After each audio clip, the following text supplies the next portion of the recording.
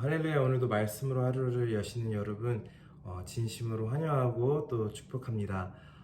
오늘 하나님이 저에게 주신 말씀은 에스겔 40장 1절부터 4절까지 말씀입니다. 에스겔 40장 1절부터 4절까지 말씀입니다.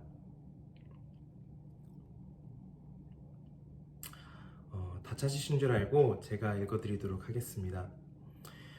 우리가 사로잡힌 지 25째 해 성이 함락된 후 14째 해 첫째 달 10째 날에 곧 그날에 여호와의 권능이 내게 임하여 나를 데리고 이스라엘 땅으로 가시되 하나님이 이상 중에 나를 데리고 이스라엘 땅에 이르러 나를 매우 높은 산 위에 내려놓으시는데 거기에서 나무로 향하여 성읍 형상 같은 것이 있더라.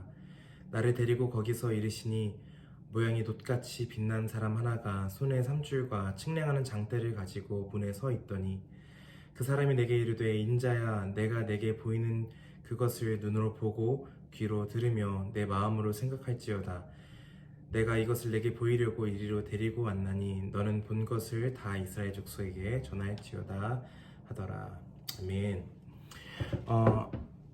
오늘 함께 읽은 에스겔 40장 말씀을 갖고 낮아진 후에 보이는 것들이라는 제목으로 말씀을 전하길 원합니다. 오늘 본문은 에스겔의 사역이 거의 마무리되어 가는 시점에 그가 본 환상에 대해서 다루고 있습니다. 에스겔은 30세의 젊은 나이에 하나님의 부르심을 받고 포로가 된 하나님의 백성들을 향해서 하나님의 마음과 뜻을 전하는 선지자이자 예언가로서 활동을 했습니다. 오늘 본문 말씀 1절을 보면 에스겔과 이스라엘 민족이 바벨론의 포로로서 사로잡힌 지 25째 해 하나님이 에스겔에게 환상을 보여주셨습니다. 오늘 본문 말씀의 환상의 내용은 이렇습니다. 하나님이 에스겔을 높은 산 위로 데리고 간 후에 남유다의 새로운 성읍과 새로운 성전에 대해서 보여주십니다. 에스겔이 높은 산에 도착했을 때 놋같이 빛난 사람, 즉 천사가 나타나서 건축물을 측량할 때 사용하는 삼줄과 장대를 갖고 성전의 문 앞에 서 있었습니다. 그리고 에스겔서 40장 말씀을 보면 그 천사는 매우 면밀하고 또 구체적으로 성전의 규격에 대해서 에스겔에게 보여줍니다. 문 통로의 너비와 길이가 어떻고 현관의 넓이는 어떻고 또 바깥들에는 방이 몇 개가 있으며 안뜰의 문간은 또 어떤 형태인지에 대해서 매우 구체적으로 에스겔에게 설명하고 있습니다. 하나님은 이스라엘이 멸망한 이후 한참이 지난 이 시점에 에스겔에게 새로운 성전에 대한 환상을 보여주셨습니다.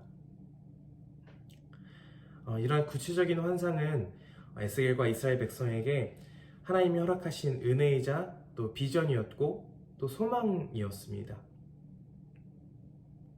하나님이 이스라엘 백성을 여전히 인도하고 계시고 또 그들이 비록 바벨론에 의해 멸망했지만 하나님이 여전히 그들과 함께 하신다는 것을 나타내는 사건이었습니다.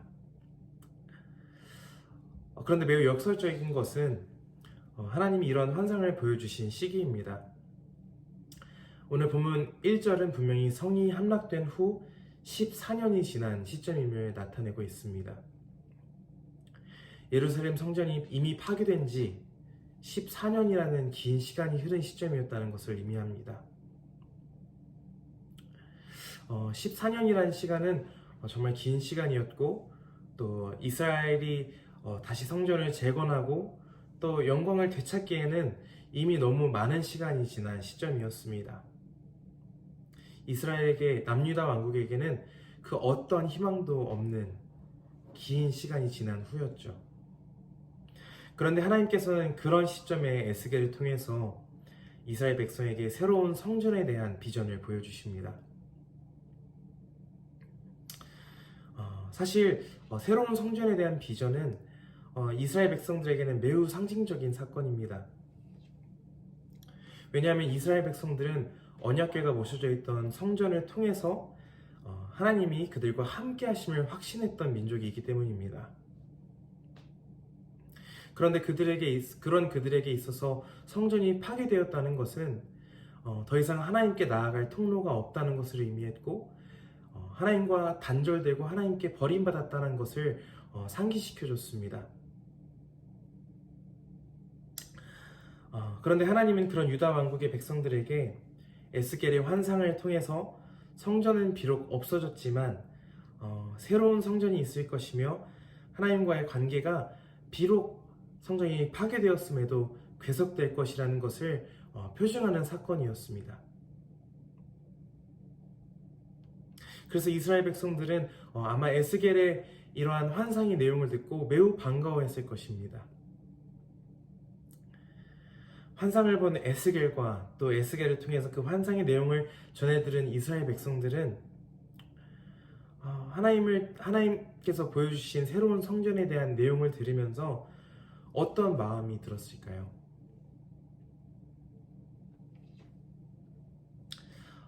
저는 제 생각엔 아마 그들에게는 매우 엄청난 그리움이 솟아났으리라 생각합니다. 그들은 에스겔로부터 하나님의 성전에 대한, 하나님의 성읍에 대한 구체적인 내용을 들으면서 그들이 14년 전에 지냈던 성읍과 성전에 대해서 생각하게 됐을 것입니다. 자신들이 14년 전 일상 속에서 살아가던 그들의 고향과 또 늘 언제나 옆에서 굳건히 서 있던 하나님의 성전, 하나님께서 늘 함께 하신다는 것을 상징했던 하나님의 성전, 그 성전과 그 성읍을 그들은 그리워했을 것입니다. 매일매일 일상을 살면서 인지하지 못했지만 늘 그들과 은혜로서 함께 하셨던 하나님에 대해서 그들은 그리워했을 것입니다. 이스라엘 백성들과 에스겔은 새로운 성전에 대한 구체적인 환상을 보고 또 들으며 생각했습니다. 그때 내가 미처 알지 못했었는데, 우리 하나님 우리와 늘 그때 함께 하셨는데, 그때 그거 참 좋았는데, 그때 우리 성읍에서 이런 일들이 있었는데, 그때 참 하나님께 감사했는데. 삶에서 우리는 비로소 무언가를 잃고 난 후에야 깨닫게 되는 것들이 너무나도 많습니다. 그때는 미처 알지 못했는데 지금 생각해보니 그 사람 정말 나에게 소중했던 사람이었는데,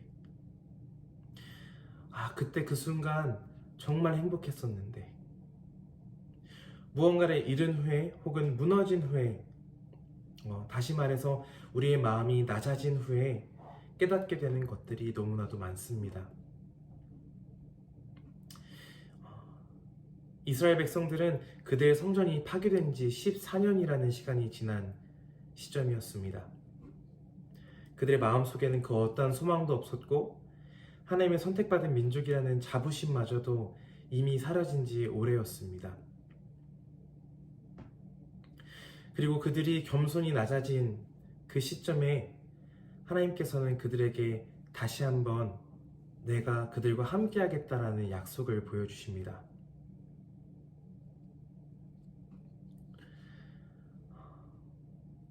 하나님께서는 낮아진 그들에게 새로운 성전, 새로운 관계에 대해서 말씀하십니다. 감사하게도 이스라엘 백성들의 생각과 달리 비록 성전은 파괴되었지만 하나님은 늘 그들과 함께 하셨습니다. 비록 성전이 파괴되었어도 하나님은 그들에게 새로운 성전에 대한 비전을 주시며 그들과의 관계를 계속 이어나가셨습니다.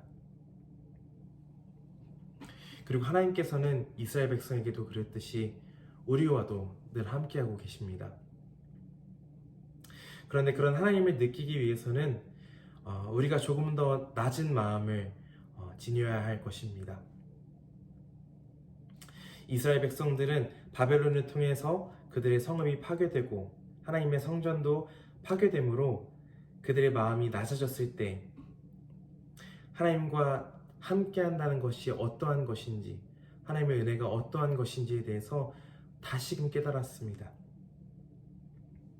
우리도 하나님 앞에 우리 스스로를 겸손히 내려놓고 낮아진다면 오늘도 우리와 함께 하시는 하나님의 은혜와 하나님의 사랑을 새롭게 느낄 수 있으리라 믿습니다. 저는 GTU에서 박사생으로서 첫 학기를 지금 보내고 있습니다. 석사 때와는 너무나도 다르게 박사 과정은 정말 너무 어렵더라고요. 그리고 시간이 지날수록 이런 생각을 갖게 됩니다. 아, 내가 진짜 실력이 너무 부족하고 자격이 없는 사람이구나. 그리고 이곳에 와서 고생하는 아내를 보면 또 다시 한번 제가 얼마나 부족한 사람인지에 대해서 생각하게 됩니다. 그리고 제가 이처럼 얼마나 부족한지에 대해서 점차 알게 되니까 저는 비로소 이처럼 부족한 나를 이곳까지 이끌어 주신 하나님께 대해서 감사함을 느끼게 됩니다. 교만했던 제가 조금씩 깎이고 낮아지게 되니까 저의 일상이 되었던 모든 것들이 새롭게 보이기 시작했습니다. 이렇게 부족한 저를 믿고 이곳까지 와준 아내에게도 고맙고, 또 이렇게 부족한 저를 지금도 후원하시고 또 늘 기도해 주시는 교회 여러분들께도 매우 감사한 마음을 갖게 됩니다. 낮은 마음을 갖게 되면 모든 것이 새롭게 보입니다. 그리고 하나님의 새로운 은혜를 발견하게 되는 줄 믿습니다. 하나님께서는 4절 말씀에 에스겔에게 이렇게 말씀하십니다. 그 사람이 내게 이르되 인자야, 내가 내게 보이는 그것을 눈으로 보고 귀로 들으며 내 마음으로 생각할지어다. 하나님께서는 절망의 순간, 가장 낮은 순간에 에스겔이 경험한 하나님을 보고 귀로 듣고 마음으로 생각하기를 원하셨습니다. 다시 말해서 에스겔과 이스라엘 백성들이 낮은 마음을 갖고 하나님을 깊이 생각하고 하나님과 그들의 관계에 대해서 깊이 묵상하기를 원하셨던 것입니다. 사랑하는 여러분, 오늘 하루 하나님 앞에서 겸손한 마음, 낮은 마음을 갖고 하나님과 여러분의 관계에 대해서 깊이 묵상하시는 하루가 되시기를 바랍니다. 소망 없는 죄인이었던 자격 없는 나를 구원하시고 또 지금에 이르기까지 이끌어주신 그 하나님의 사랑에 대해서 낮은 마음을 갖고 다시금 묵상하시는 하루가 되시길 바랍니다. 그리고 낮은 마음으로 미처 알지 못했지만 일상 속에서 나를 채워주시고 나와 늘 함께 하셨던 하나님의 은혜를 새롭게 발견하시는 여러분들이 되시길 바랍니다.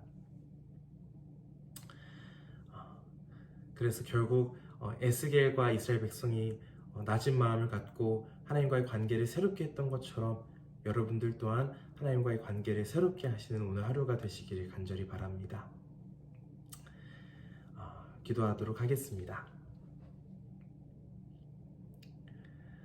주님, 복된 하루를 주심에 감사합니다. 하나님, 오늘 저희가 하루를 살아가는 날 동안에 당신을 기억하기 원합니다. 우리가 낮은 마음으로 당신을 바라보도록 은혜를 더하여 주시고, 그래서 일상 속에서 당신의 은혜를 새롭게 깨달을 수 있도록 우리를 인도하여 주시옵소서. 주님, 이스라엘 백성들과 늘 동행하셨던 것과 같이 우리와도 늘 동행해 주심에 감사드립니다. 하나님, 특히 저희 성도님들 가운데 몸과 마음과 영이 건강치 않은 분들을 기억하시고 또 그들과 늘 함께 하셔서 그들에게 힘이 되어 주시고 그들을 회복할 수 있도록 도와주시옵소서. 주님, 오늘도 말씀으로 하루를 열어가시는 분들이 계십니다. 그들의 마음속에 하나님의 인도하시는 은혜가, 또 예수 그리스도의 십자가 은혜가 새롭게 발견되는 오늘 하루 될 수 있도록 주님께서 함께하여 주시옵소서. 모든 것을 감사드리며 사랑이 많으신 예수님의 이름으로 기도했습니다. 아멘. 네, 부족한 말씀 끝까지 잘 들어주셔서 감사합니다. 오늘 하루도 승리하시고 또 주일날 뵙도록 하겠습니다. 감사합니다.